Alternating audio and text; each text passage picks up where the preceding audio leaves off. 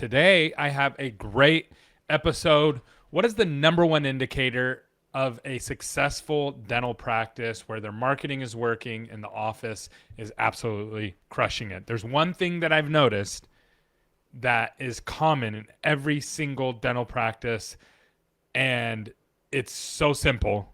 And if you do it, I can't think of anybody that I've ever seen that's failed when doing this. Okay. So this one thing is so important, and there's a caveat to it. So I'll share that at the end.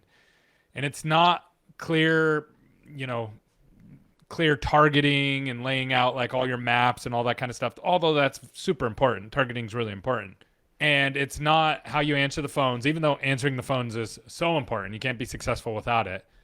But I feel like most people can learn how to answer the phones.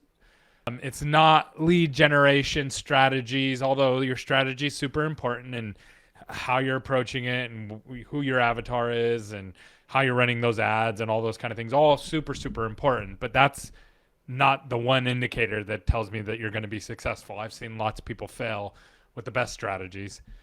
It's not how you track and attribution, although tracking and attribution is huge and very important. That's not the most important thing. It's not intake of how you receive the patient, how quickly you see them, although that's really important too. You need to be able to do that, but I feel like most teams can learn how to do that. It's not even around patient treatment, presentation, putting the picture up on the screen, using the patient financing, although that's all really important and it will make you more successful. That is not a leading indicator for success. Again, I feel like most people can do that. Sorry for interrupting the show, but I got something special for you. So we only got 27 more seats at our in-person event. We're going to be helping you grow in 2026. We're going to be putting together a growth map for you, helping you with attracting the right kind of team members, attracting the right kind of patients, and getting your systems in place for next year so you can actually grow. Now, this event is normally $499, but I have a discount code down below for $199. Make sure you sign up right away. There's only a few seats left. We look forward to seeing you soon. Now back to the show. It's not your experience or how long you've been marketing. It's not your follow-up system. It's not even your systems in general or your team in general. Those are all important. Like, you got to have a nice team. You got to have good systems. But again, I feel like you can develop those things. If you have a bad team, you can train them. You can hire someone new. You can get other people in. You can redo your systems. You can hire a consultant. You can do all of these things, but those are not the leading indicator of success. The number one leading indicator of success over the last 2 years for me, everybody who's done this that I know has been successful, and the people that haven't have struggled or completely failed and even fired us. And I've mapped this out from clients and past clients. It's so simple. It's the doctor is involved in the marketing. The CEO of the business is involved in the marketing, which is true for most businesses outside of dental too. CEOs are usually the ones that are leading the charge for marketing. And it's really, really important to understand what I mean by this. That doesn't mean you have to be a marketing expert. It doesn't even mean you have to like marketing.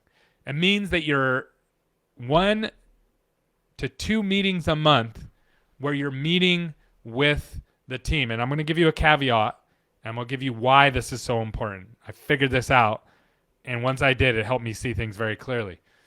In marketing, because marketing is top of funnel. So if you think about the patient journey, you have top of funnel, and then you have bottom of funnel.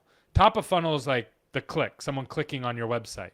Bottom of funnel is you doing the treatment and the patient recarrying or referring somebody back or leaving a Google review. Okay? So top of funnel, for someone to make it into your office from top of funnel, usually you're going to have to do major operational shifts. You're going to have to fire people. You're going to have to hire people. You're going to have to make executive decisions about how you're answering the phone, how you're scheduling, how you're presenting treatment, All of these decisions that you have to make cross department, right? Front desk, back office, in the chair, how you're handling insurance, all these things. No one in your practice can do that. No one. Because one, they don't have the skill. They don't understand all those different positions. They wouldn't make the right decision. But then number two, they don't have the power. They can't say, hey, we're changing our whole strategy, how we're scheduling patients. No one in your office can do that except for you, doctor. So if you're not involved with your marketing, when you hit an operational roadblock of why your marketing's not working, and you look at the data and you can see that it's preventing you from being successful, the only person that can move that forward is you. That's it. There's nobody else who can move that forward. Now, I said there's a caveat. There's one caveat. And the caveat is this. The only exception to this is if you have a full-time, dedicated, in-office marketing person with skin in the game, meaning they're paid and they're compensated with the upside of your office. So they make a full-time salary and they have bonuses aligned with your office growing. The reason I say that is I've seen bigger DSOs, bigger groups be successful without the doctor being involved, but the marketing director is running point on all these things. And then they're working with like the operational manager to get the offices where they need to be with all of these shifts and all of these changes. And then at that time, the dentist becomes less of the person that needs to be involved with that and more of like a clinical director and visionary for the organization. When that happens, then you can move away from marketing. But until that happens, if you delegate your marketing to somebody who's just like part-time, meaning you go, oh, this hygienist, they like Instagram, so we'll let them run marketing.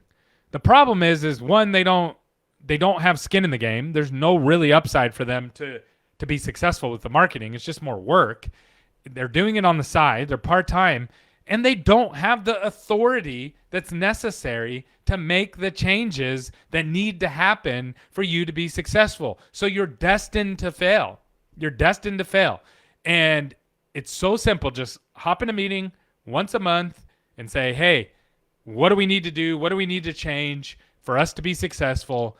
And make those operational shifts, set them in stone, move forward until you get to the next one, because then you'll get to the next one and the next one and the next one. You'll have to make tweaks and changes. And if you aren't willing to do that, marketing just won't work.